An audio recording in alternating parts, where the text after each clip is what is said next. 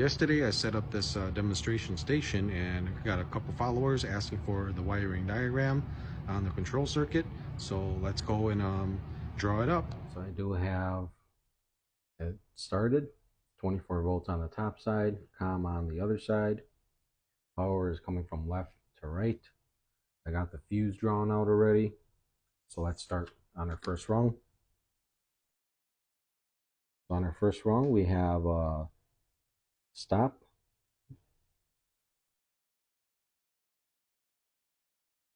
And then we have our start.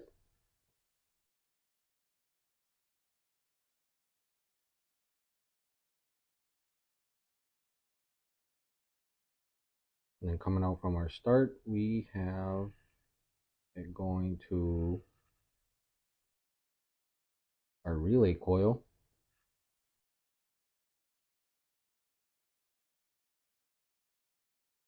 And then we are using that relay to latch itself in.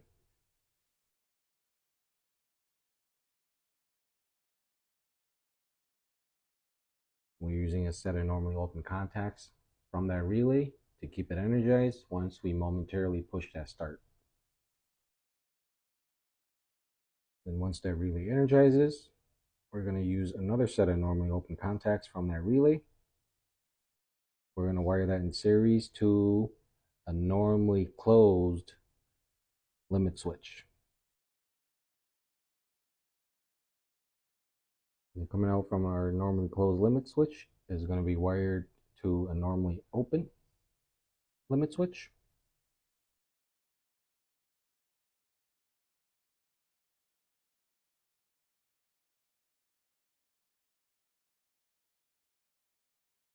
Then from there, it will be wired to our motor starter. And then we are also going to be using a set of normally open contacts from our motor starter.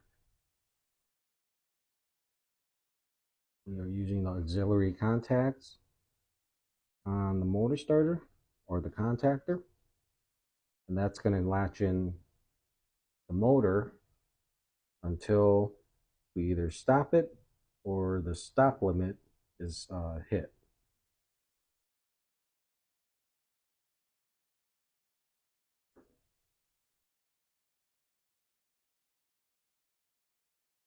And then we can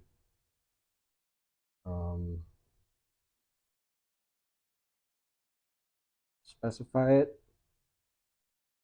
So A1, A2, our stop start, this is going to be wire 1. Everything coming out from the fuse is going to be wire 1. This is going to be wire 2. This wire that parallels out is also wire 2. They share the same. This wire is wire number 3. Again, this wire right here shares the same, so this is also wire number 3. And then I'm going to make all of our COM wires wire number 0. So we have wire number 3. This is going to then be wire number 4. This is wire number 5. This is also 5. This is going to be wire number 6. This wire is also going to be wire number 6. Because it joins in with wire number 6. They are the same wire. You can also call out the contacts that you're using. Like for my example, I am using contacts number 9 and 5. And down here I'm using number 12 and 8, I believe. 12 and 8, 9 and 5. You can call that out. And then I just use a set of normally open contacts on our motor starter, on the contactor, the auxiliary contacts. And then we can also call out where the relay contacts is being used on. So we are using it on rung. This is rung 1, rung 2. We are using 2 sets of contacts from this relay. First set is used on rung number 1, and the second set is used on rung number 2. And these are normally open contacts, so they're whole numbers like that.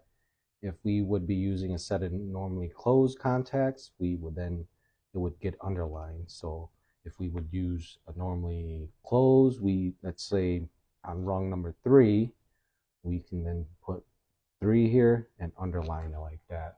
And that's going to call out that we are using a set of normally closed contacts from this relay. So now we have it all drawn out. Let's go back out to the setup and verify it. Okay, so we are back at the test station. And so if we hit start, our control relay should energize, and it's going to close this contact and this contact. So once it closes this contact, the relay is going to remain energized because of this latching rung right here. So let's start it, and the relay is going to latch. There it is, the relay latched itself. And then now, this should be closed. This set of contacts, 12 and 8 from this relay, should be closed now. And then now, the only next way to start the circuit is to hit our start limit. That's going to close it.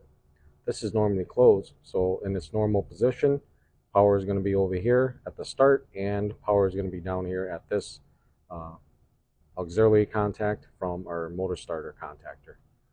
This one right here, normally open, 13 and 14, this auxiliary contact.